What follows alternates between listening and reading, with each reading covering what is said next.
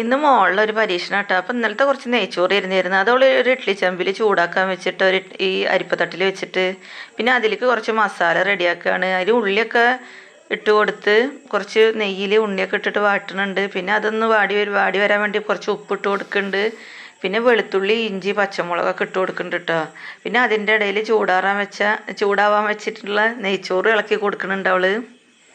അപ്പോൾ അതൊക്കെ ഇപ്പോൾ ഉള്ള ഓരോ പരീക്ഷണങ്ങളാണ് കേട്ടോ. ഞാനവിടെ കുറച്ച് വയ്യാതെ അങ്ങനെ കിടക്കുന്ന സമയത്താണ് അവളിപ്പോൾ ഇതൊക്കെ ചെയ്യണത്.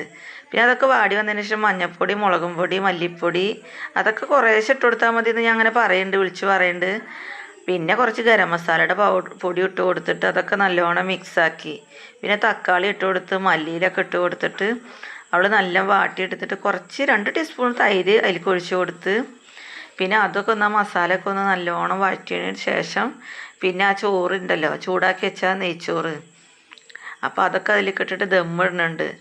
പിന്നെ അതിലേക്ക് മുട്ട ആദ്യം പുഴുങ്ങാന്നൊക്കെ പറഞ്ഞു. പിന്നെ എനിക്ക് വയ്യ, എനിക്ക് മടിയാണ്, ഇനിയിപ്പോൾ മുട്ടൊന്നും വേണ്ട, അതിങ്ങനെ കഴിച്ചാൽ മതി എന്ന് പറഞ്ഞിട്ട് പിന്നെ അങ്ങനെ റെഡിയാക്കുന്നുണ്ട്. അങ്ങനെ ദമ്മിടുമ്പോൾ കുറച്ച് മല്ലിയിലൊക്കെ ഇട്ടിട്ട് അവളതൊക്കെ ഒന്ന് അടച്ച് വെച്ചു. പിന്നെ അത് മിക്സാക്കുകയാണ്.